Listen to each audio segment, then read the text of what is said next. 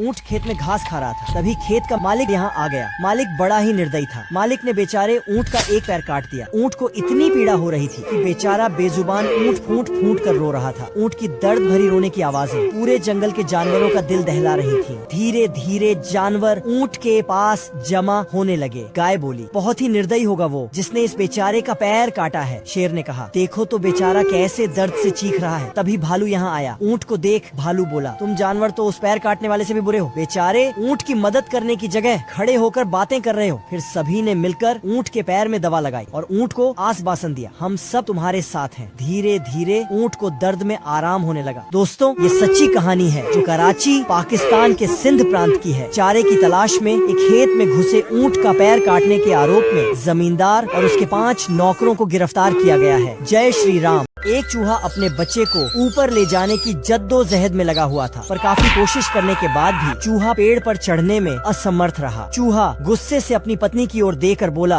आरी भाग्यवान, एक बच्चा तुमसे नहीं संभलता, इतने छोटे बच्चे को नीचे गिरा दिया। चूहे की पत्नी की जुबान भी कैंची की तरह तेज थी। पत्नी बोली, मुझ पे अपनी नेतागिरी मत झाड़ो, ये पेड़ पर घर बनाने को तुमसे किसने कहा था। खैर, बक बक करती जुबान के सामने चूहा चुप हो गया। अब चूहा सोचने लगा, भला अपने छोटे बच्चे को ऊपर कैसे ले जाया जाए। तभी चूहे को हाथी दिखा। चूहे ने फौरन हाथी से मदद मांगी। हाथी बहुत दयालु था। हाथी पेड़ के नीचे खड़ा हो गया। इसके बाद चूहा हाथी के ऊपर चढ़ के अपने घर आ गया। एक घायल शेर मदद की आस में खड़ा था। कुछ देर बाद यहाँ से चीते को गुजरते देख शेर बोला, भाई मदद करो, घायल हूँ। पर चीता होशियार था। चीता बोला, देख भाई, मैं कोई बै तो हूँ नहीं जो तेरा इलाज कर दूंगा। हाँ, अगर आगे मुझे कोई दवा का जानकर मिलेगा तो उसे तेरे पास भेज दूंगा। ये बोल चीता चला गया। कुछ देर बाद एक घोड़ा यहाँ से गुजर रहा था। शेर फिर उससे बोला, घोड़े भाई घायल हूँ, मदद करो। घोड़ा पहले ही अपने मालिक की मार से चिढ़ा हुआ था। घोड़ा गुस्से से बोला, साला जब मेरा मालिक मुझ पे चाबुक बरसाता है तब तो मेरी मदद को कोई नहीं आता। जाओ जाओ, अपनी मदद खुद कर लो।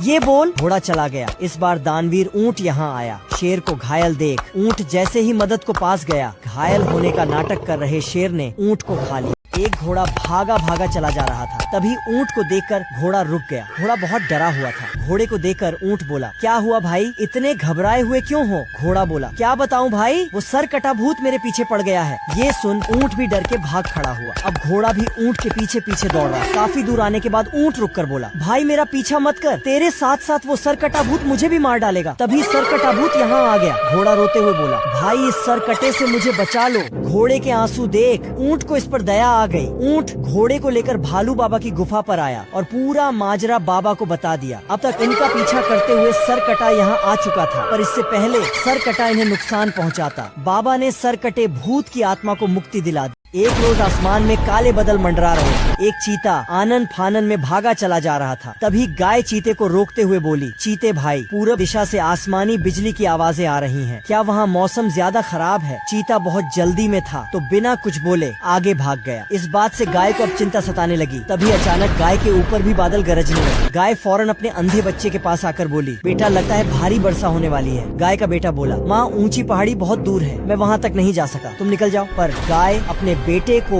अकेले छोड़ने को तैयार नहीं थी। अब तो तेज बारिश होने लगी। जल्दी ही जंगल में बाढ़ आ गई। पर तब तक दरियाई घोड़े की मदद से गाय अपने बच्चे को पहाड़ी पर ले आई।